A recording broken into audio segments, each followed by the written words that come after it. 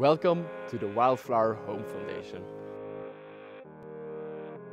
My name is Cedric, I'm a volunteer from Belgium, and today I'll show you around the project and also give you an idea of what a typical day looks like. So come ahead and follow me.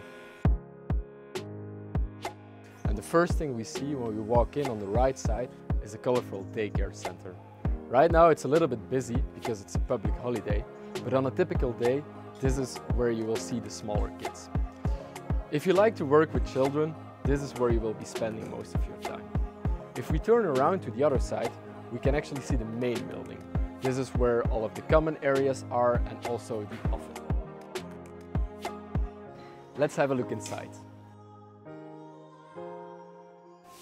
So this is the first floor of the main building. At 8:30 every morning, the women come together to have their meeting to talk about what has to happen during the day. We also come here to enjoy lunch and, if you're staying on premise, dinner during the week. So we actually eat together with the women.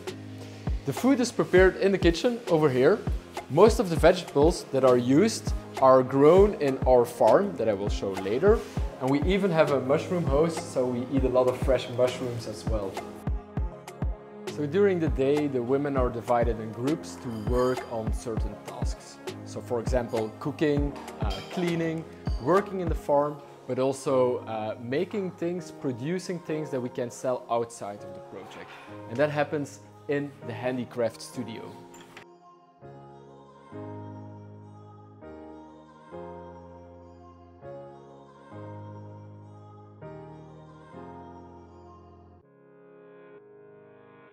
So there is one more little thing I want to show you.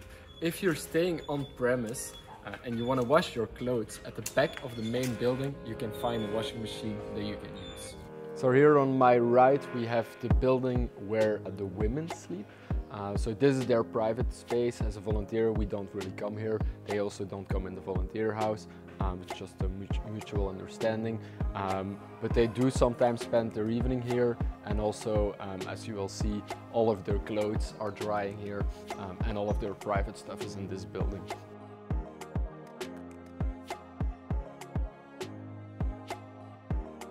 So right now we're in the heart of the farm. So basically, if you want to work as a volunteer in the farm, that's possible. You can do that together with the women. They mostly work in the mornings when it's not too hot yet, but don't expect a cool temperature. It's definitely gonna be sweaty, especially in the greenhouses. We have 2 of them right now and we're building 2 more. The 2 more that we're building are hydroponic farms, so it's a little bit with new technology, exciting stuff that we're testing out.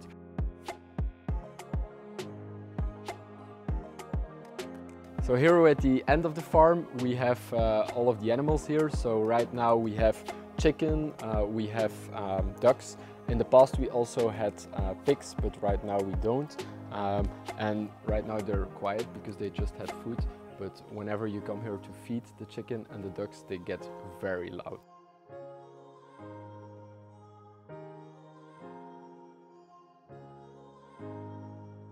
In the garden we have 2 mushroom houses. Right now only one of them is in use, but basically it's just a very dark and humid room. And here we have rows of bags that we fill with mycelium, and then after 1 to 2 months the mushrooms start growing. That actually goes pretty fast, so when they're growing they can actually double in size in like 12 to 24 hours. It's super impressive to watch the progress.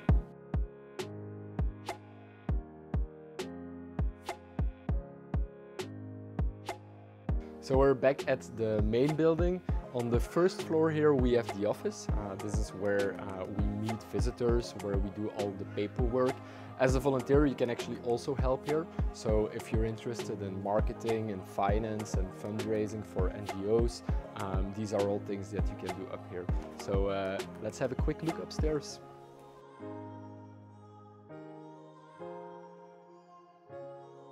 So as you can see, the office is quite large. Here you can always find Kim, Gail, and sometimes the sisters if you have any questions. Also, quite important to note, in Thailand we have this good habit of always taking our shoes off inside buildings, so don't forget that when you're here.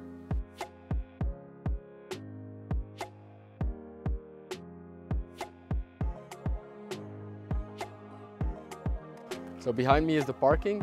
There are some scooters, as you can see, 2 cars. If you have a driving license and you're comfortable driving on the left side of the road, you can sometimes use them to help the women and the sisters get around.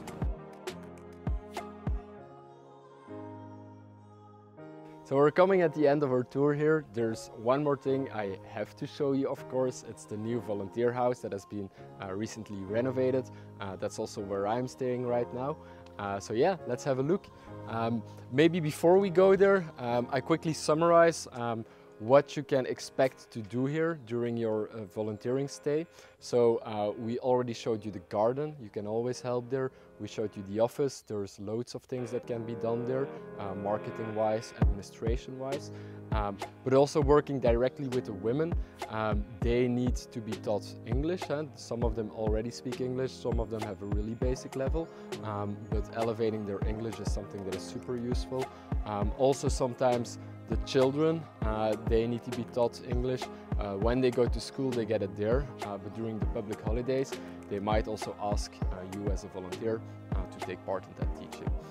And then of course you can also teach them life skills and participate in counseling if you are certified to do so.